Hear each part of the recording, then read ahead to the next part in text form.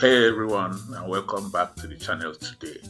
We are diving deep into the story of a true musical giant, someone whose grooves laid the foundation for Afrofunk and indeed Afrobeat, and whose voice earned him the title Soul Brother Number One in West Africa.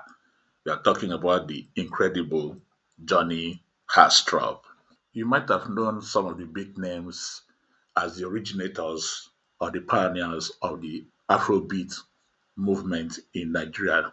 Names such as Fela Kuti, maybe Orlando Julius, but Johnny Haastrup is a name equally vital to the explosion of Nigerian music onto the world stage in the 60s and the 70s. He was a singer, a keyboard wizard, a band leader, and an innovator who fused styles in a way few others did. Stick around as we explore his royal roots, his key collaborations, the birth of Monomono, and his lasting legacy.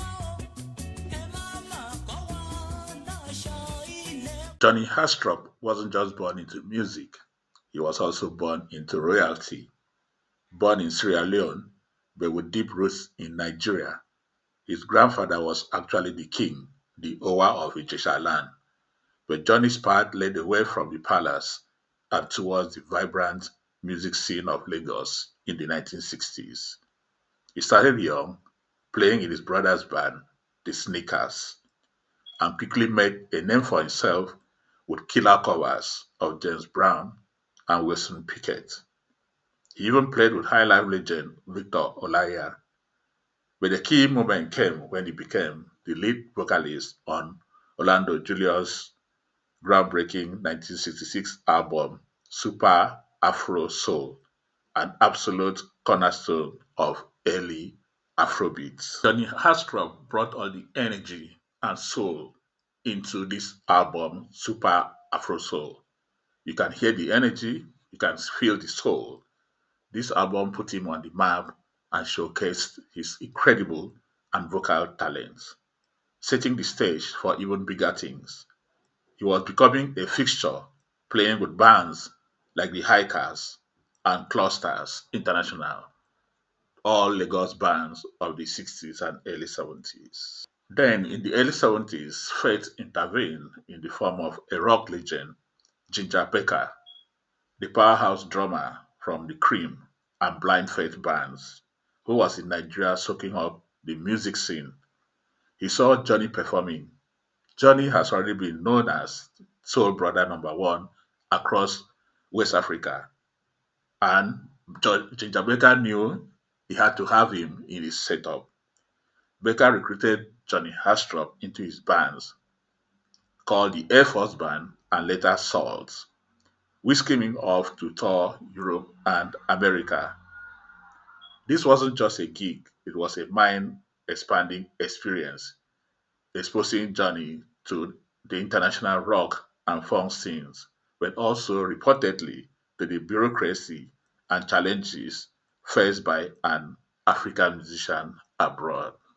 This international experience was very important and very pivotal for Johnny Haastrup because as he returned to Lagos, he came with a new musical ideas swirling in his head, but also with a determination to create something truly original, something that blended his Nigerian roots with the funk, soul, and rock he'd absorbed abroad.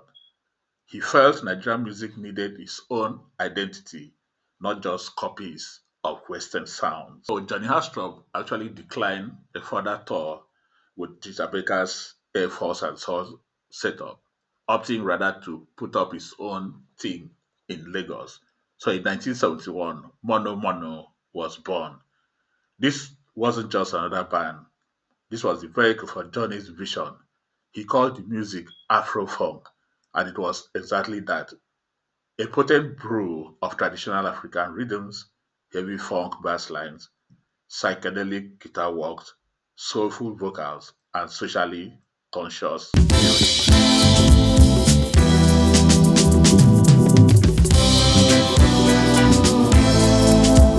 Their first album, Give Beggar a Chance, released in 1972, was a landmark release. That groove, very undeniable. They followed up the Dawn with Dawn of Awareness in 1974. These albums are now considered absolute essentials for anyone exploring Nigerian music history, and that is the reason we brought them to you on this channel, Music in My Ears.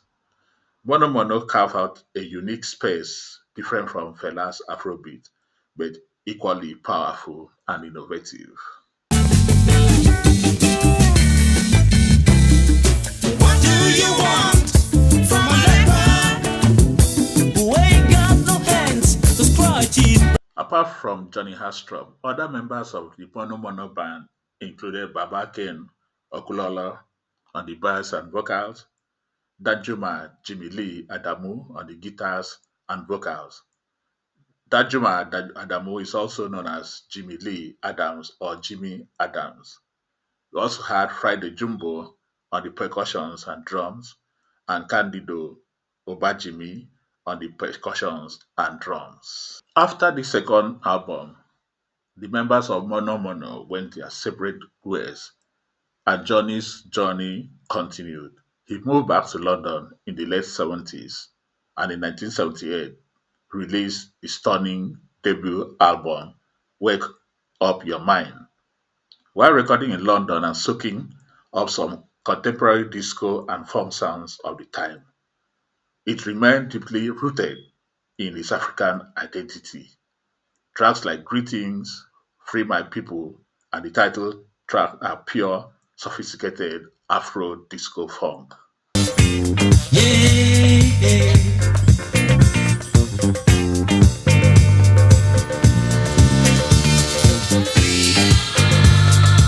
Here is a little prayer. The recordings of this debut album is smoother, maybe more Western in production in some ways, but unmistakably, it is Johnny Haastrup all the way. It showed his versatility and his ability to keep evolving as an artist. Johnny Hashtrop eventually relocated to the United States of America, settling in Oakland, California, and bringing his unique sound to American audiences. In his later years, he also embraced Buddhism, finding a spiritual path that resonated with him. He always maintained that his goal, his life dedication, was using his music to bring joy and happiness to the people. In later years, it was reported that Johnny Haastrup faced a lot of health and financial challenges. And sadly, the music world lost this incredible talent on September 3rd, 2024. Johnny Hashtrop passed away peacefully in Auckland at the age of 76. His passing marked the end of an era, but the legacy he built is nothing but monumental. Johnny Hashtrop was more than just a musician. He was a bridge. He connected Nigerian rhythms with global funk and soul. He, alongside figures like Fela and Orlando Julius, helped define the sound of modern African music. Mono Mono's work remains incredibly influential, sampled by artists and sought after by vinyl collectors worldwide. His solo work showcased his adaptability and enduring talent. He wasn't always as globally famous as some of his contemporaries, but his contribution is undeniable and essential. He helped pave the way for generations of African artists. Watch out, watch out, watch out. Heaven is gonna fall. People, people, people, get your Yeah, this is what we have for you today on Music in My Ears, the Nigerian Music History channel.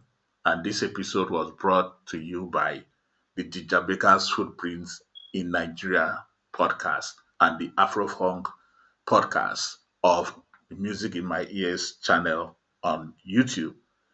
Let me know in the comments your favorite Johnny Hashtrop or Monomono's songs if you have explored his music before. If you enjoyed this video and learned something new, please hit that like button and subscribe for more exploration into Nigerian music history. Thanks for watching. Keep listening, and I'll see you in the next one. Peace.